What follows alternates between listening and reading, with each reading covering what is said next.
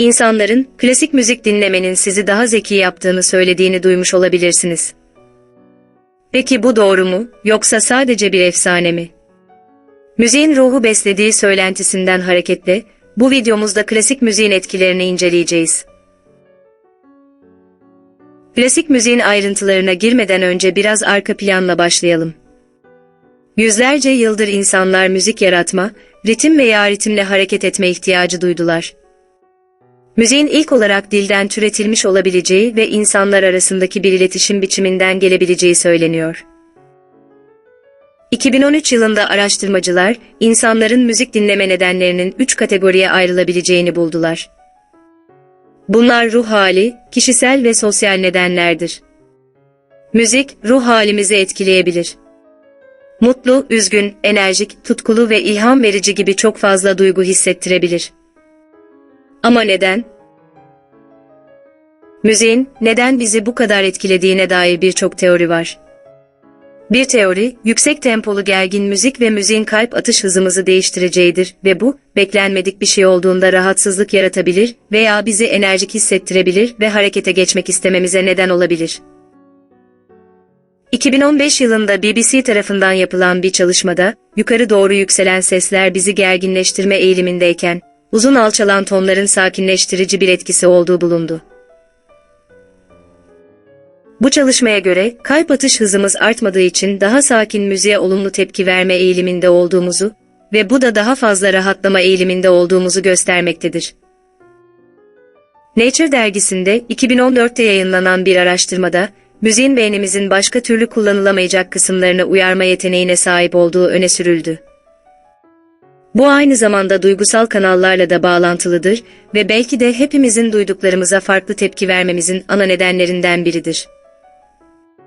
Bazen belirli anıları veya duyguları müzikle ilişkilendiririz ve bu, bazen üretkenliğimizi artırabilir. 1993 yılında fizikçi ve Profesör Gordon Shaw, klasik müzikle kontrollü bir deney yaptı. Kaliforniya Üniversitesi'nde yapılan çalışmada, bir grup öğrenciye Mozart dinletildi ve zeka seviyesinde bir artış olduğu fark edildi. Deney, birçok bilim insanı tarafından önemli bir kanıt olarak kabul edilmese de, klasik müziğin beyin üzerinde olumlu etkileri olduğunu gösteriyor.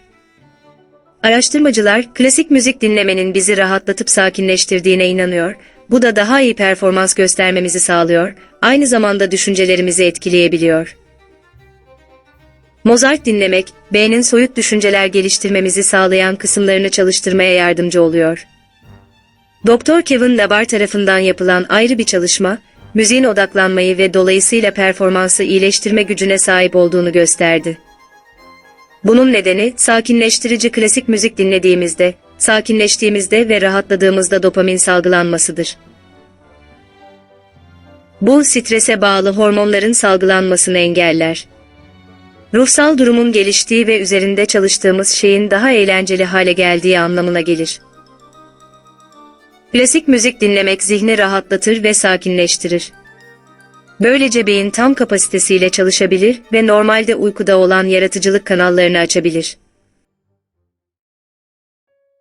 Sakinleştiğimizde ve rahatladığımızda dopamin salgılanır.